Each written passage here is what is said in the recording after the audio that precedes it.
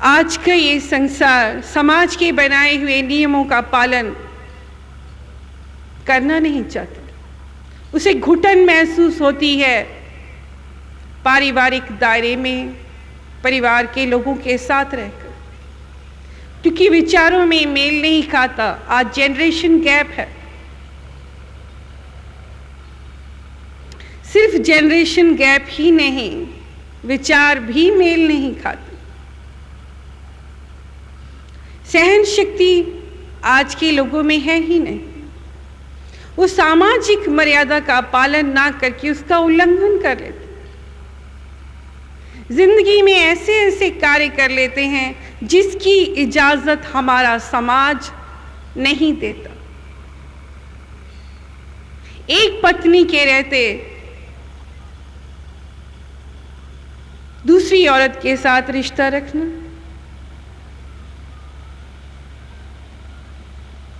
सामाजिक नियमों का उल्लंघन कर ऐसे कार्य करना जो हमारे पारिवारिक दायरे में उसकी मनाही। गलत लोगों से दोस्ती करना, बुरे लोगों की संगत करना, नशा करना, नशीली चीजों का सेवन करना, बुरे रास्ते पर चलना, जिसकी इजाजत समाज, परिवार और सामाजिक दायरा इजाजत नहीं देता। ऐसे रास्ते पर लोग चल तो पड़ते हैं, मगर तनाव में, दबाव में, टेंस में जीते। ये सच है बच्चों, सच्चाई का रास्ता, शांति का रास्ता, सुकून का रास्ता। बुराई के रास्ते पर जाएंगे तो शांति भंग होगी, सामाजिक नियमों का पालन नहीं करेंगे, दुख पाएंगे। दिन का चैन, रात की नींद हराम हो जाती। जिस सुख की तलाश में आपने कदम बढ़ाया था वो सुख भी आप नहीं पा पाते। दो नाव में पैर रखेंगे, गिरने का अंदेशा है। बच्चों, इस तरह तनाव के अनेकों कारण हैं। आर्थिक कारण, इंसान कमाने के 100 रास्ते ढूंढता है और हर व्यक्ति सफलता चाहता। सफलता ना मिलने पर टूट जाता। इसी तरह राजनीतिक कारण, राजनीति में भी हर व्यक्ति चाहता है उसकी जीत हो, उसे ज्यादा वोट मिले, उसकी प्रशंसा हो, उसका नाम हो। लेकिन ऐसा संभव नहीं। विरोधी उसकी खामियां, उसकी कमियां निकालते हैं। इस रास्ते पर भी चलना इतना आसान नहीं। अपने को साफ सुथरा और अच्छा साबित करने के लिए भी आपको बहुत सी कठिनाइयों का सामना करना पड़ता है। बहुत सी झूठ का सहारा लेते हैं आप, यहां भी सुख और चैन नहीं। इसी तरह कई मनोवैज्ञानिक कारण, इंसान जिस समाज में रहता है वहां बहुत सी चीजों को वो अंतर में ही मान लेता है। जैसे बेटा होना जरूरी है, अगर बेटा नहीं है तो ये मनोवैज्ञानिक कारण है कि आपको तनाव होगा ही। आप सुंदर नहीं हैं, आपको तनाव होगा ही। दूसरों को देखकर तनाव होगा, आप सुंदर नहीं। आप में मोटापा है, आपको तनाव होगा ही, आप तनावग्रस्त रहेंगे ही। जी हाँ, यहाँ तनाव के अनगिनत कारण हैं। बच्चों के विवाह, उनकी परवरिश, उन्हें पढ़ाना, उन्हें स्टैंड करना, जिंदगी और जिंदगी की बदलते हुए हालात में कब कौन सी परेशानी सामने आ जाए और आपके जीवन में तनाव आ जाए, ये कहा नहीं जा सकता।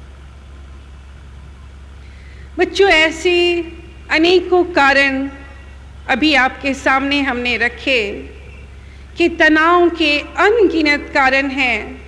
अभी भी अनेकों कारण बताए जा सकते हैं, पर अभी हम यही विराम देते हैं।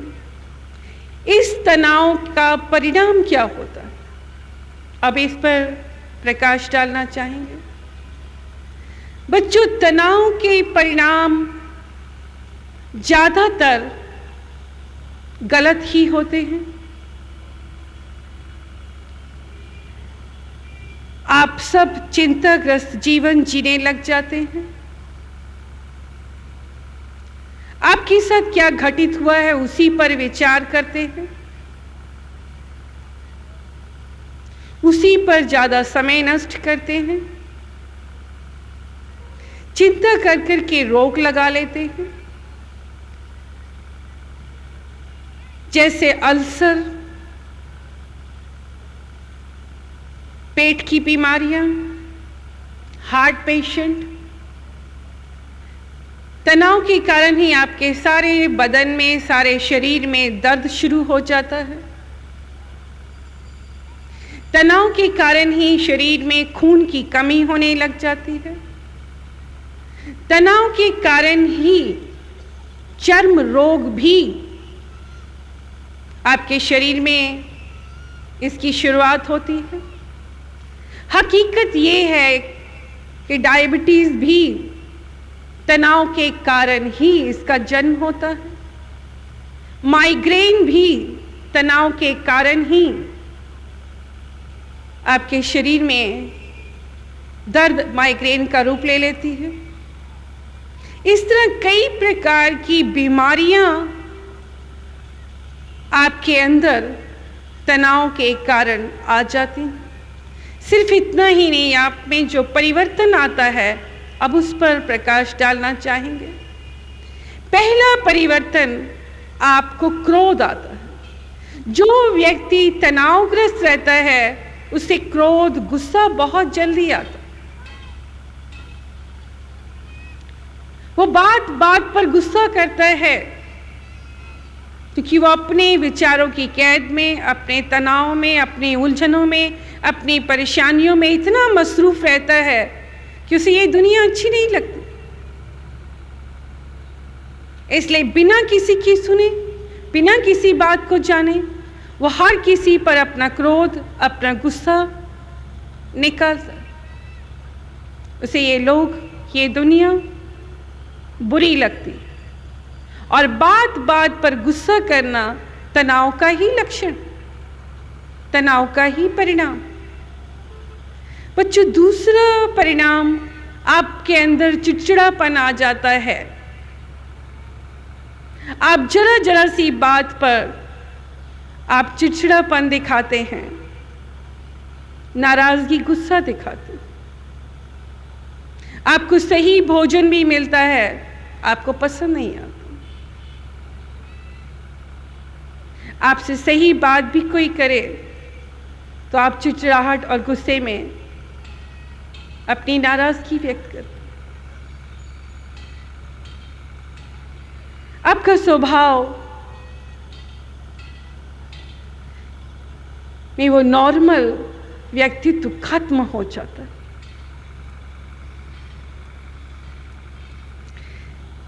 तनाव का तीसरा का परिणाम, आपकी याददाश्त कम होने लग जाती है। जब व्यक्ति का स्वस्थ दिमाग होता है, स्वस्थ शरीर होता है, तो सही निर्णय ले सकता है, उसे हर बात याद रहती है, वो हर फैसला कर सकता है। लेकिन जब आप तनावग्रस्त रहते हैं तो आपकी याददाश्त कमज़ोर हो जाती है। आज ज़्यादातर लोग हमारे पास ये शिकायत लेकर आते हैं कि हमारी याददाश्त कमज़ोर होती जा रही है, हमें कुछ याद नहीं रहता।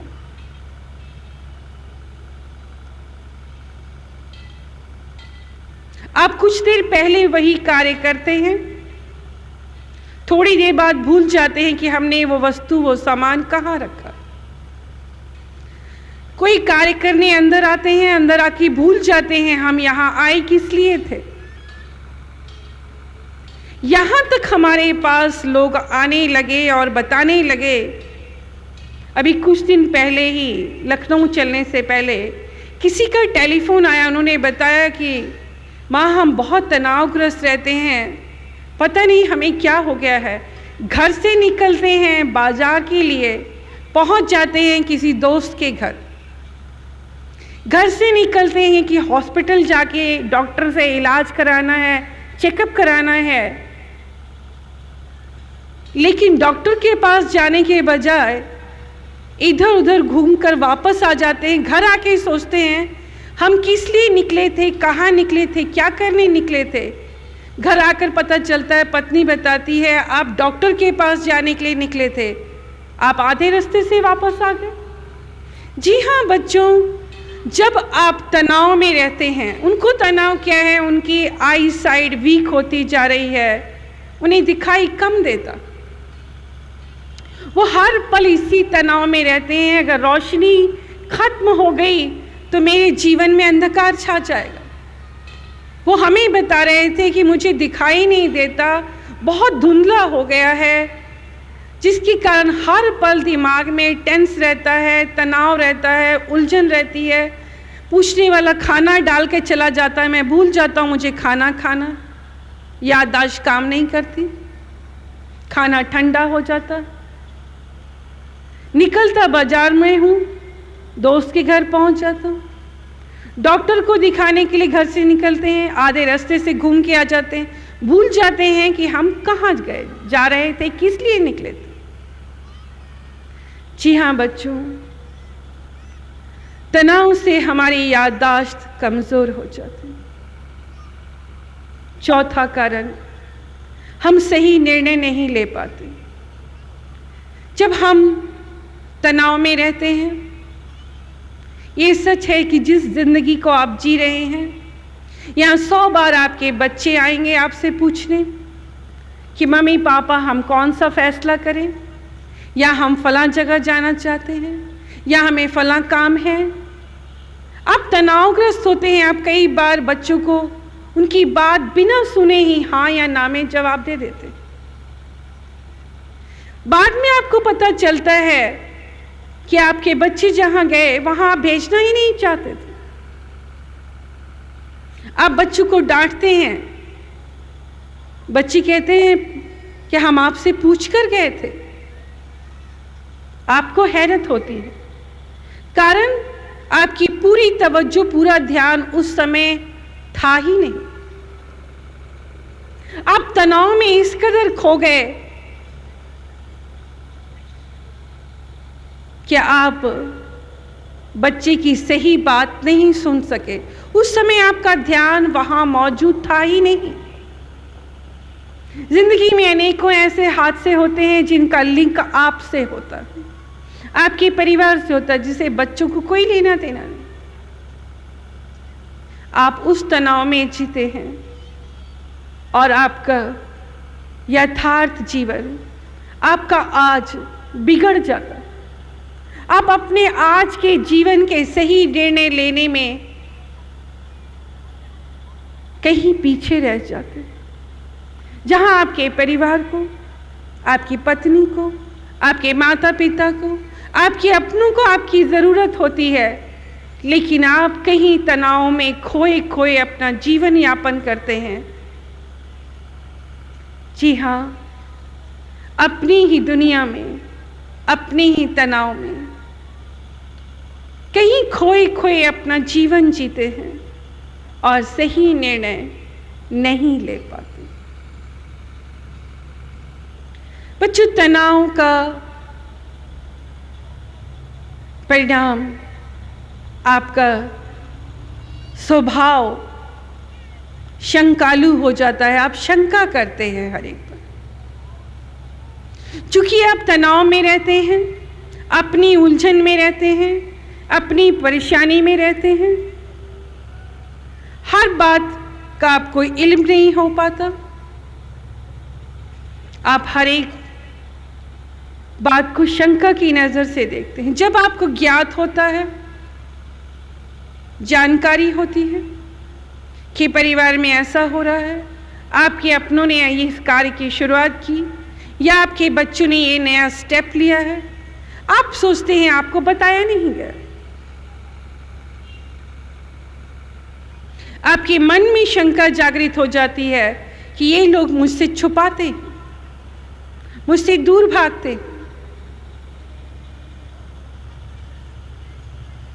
मुझे अपना नहीं समझते। इसलिए आप जाने अनजाने में उनकी हर बात पर शंका करते हैं और शंका की नजर से उन्हें देखते हैं। बच्चों, तनाव के कारण अगला परिणाम जो आप पर होता है, ईर्ष्या के भाव की जन्म होता है। जी हां, तनावग्रस्त व्यक्ति दूसरों से ईर्ष्या करने लग जाते हैं।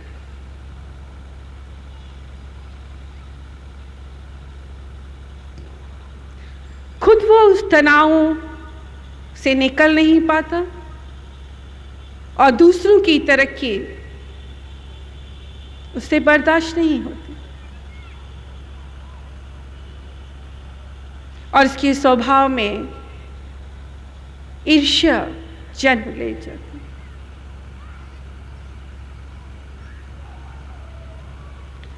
बच्चों, इसी ईर्ष्या के कारण उसके अंदर एक और परिणाम जागृत होता है, दोष निकालना। जी हाँ, ईर्ष्या के साथ साथ वो दूसरों के दोष निकालने लग जाता है, दूसरों में कमियां निकालने लग जाता है।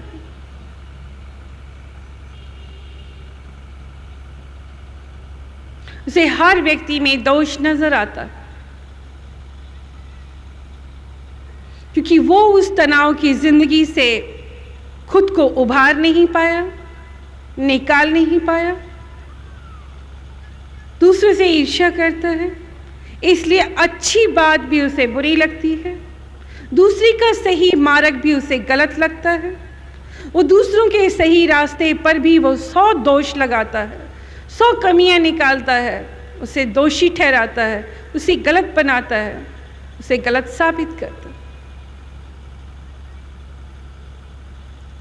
बच्चों, तनाव का अगला परिणाम कि आपके अंदर हीन भावना आ जाती। जी हाँ बच्चों, तनावग्रस्त व्यक्ति हार कर अपने आप को मान लेता है, स्वीकार कर लेता है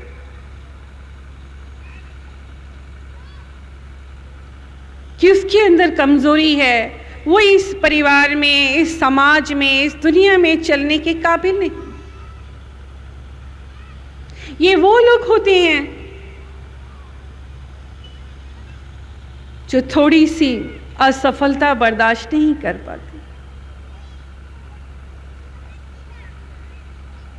अपने आप के अंदर हीन भावना के कारण अपने को बहुत छोटा, बहुत तुच्छ, दूसरों के सामने आने से डरते हैं, दूसरों के सामने व्यवहार करने से डरते हैं, समाज में आकर समाज के लोगों से मिलने से डरते हैं, अंदर ही अंदर ये कहीं मान लेते हैं कि वो बहुत कमज़ोर हैं, उनमें बहुत सी कमियां हैं। हम बताना चाहेंगे ऐसे बहुत से बच्चे हमारे पास आए हम कहेंगे कि इसमें बहुत से माता पिता की परवरिश का भी दोष है, जहां उन्होंने अपने बच्चों पर ध्यान नहीं दिया। बच्चे जब स्कूल में, सामाजिक दायरे में कोई एकदम से फेस करते हैं, पहले उन्हें ऐसा माहौल दिया नहीं जाता, उन्होंने देखा नहीं होता, उन्हें कठिनाई का सामना करना पड़ता। स्कूल में जब वो जाते हैं तो अपने को और बच्चों के योग्य नहीं समझते। इसमें माता पिता का दोष है कि वो उन्हें उतनी सपोर्ट नहीं दी, बच्चे को उस योग्य नहीं बनाया, वो उत्साह नहीं दिया, वो प्रोत्साहन नहीं दिया।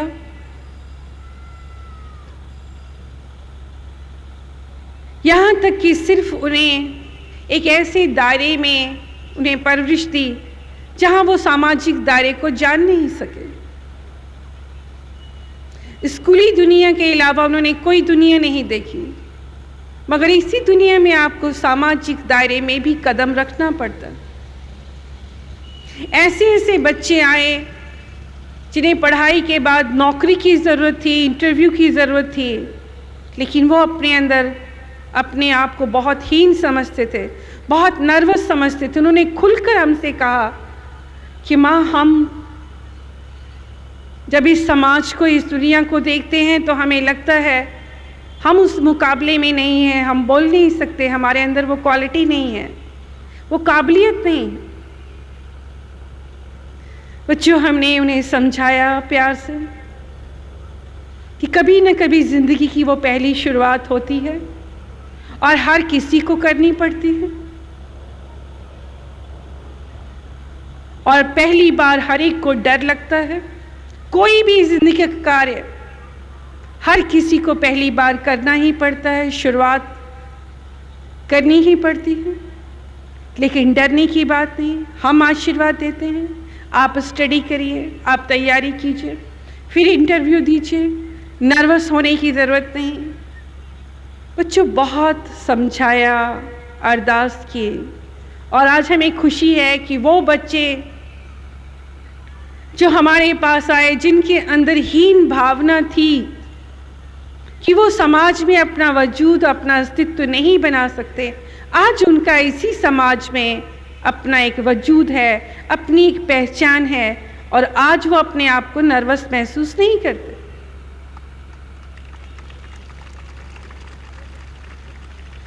जहां हम अभी बता रहे थे कि तनाव के कारण कौन कौन से परिणाम होते हैं, उसमें एक परिणाम और भी है कि पर पीड़ा सुख। बच्चों, ये भी एक बीमारी है। जब इंसान खुद अपनी जिंदगी में खुशियां हासिल नहीं कर पाता, वो दूसरों की पीड़ा पर खुश होने लग जाता। दूसरों के दुख को देखकर, दूसरों को दुखी देखकर, दूसरों को दुखी करके उसे सुख मिलता।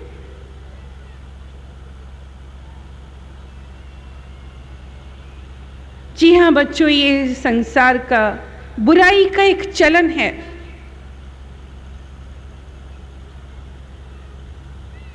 कि अगर हम सुखी नहीं तो हम दूसरे को भी आबाद नहीं देख सकते, दूसरों की खुशियां बर्दाश्त नहीं कर सकते। ये एक झूठ का चलन है, एक बुराई का चलन। तनावग्रस्त व्यक्ति जो तनाव में रहता है, पीड़ा को सहता है, उसके जीने का अब एक ही आधार रह जाता है, वो दूसरों को पीड़ा देता है और पर पीड़ा में सुख का अनुभव करता है। ये मानसिक रोग का ही परिणाम है, ये एक रोग है। जी हाँ, ये एक मानसिक रोग। उसे दूसरों को कष्ट देकर, तकलीफ देकर, परेशान करके उसे पर पीड़ा में सुख मिलने लगता है। तो बच्चों, अभी आप सबके समक्ष हमने तनाव के परिणाम बताए, और अब बारी है कि इन सभी तनाव से हम मुक्ति कैसे पाएं। कुछ ऐसे कारण थे जिसे हम बीच बीच में ही उनका समाधान बता रहे थे, और अब बताना चाहेंगे कि तनाव मुक्त हम कैसे हों। बच्चों, यहाँ कहना चाहेंगे कि जीवन की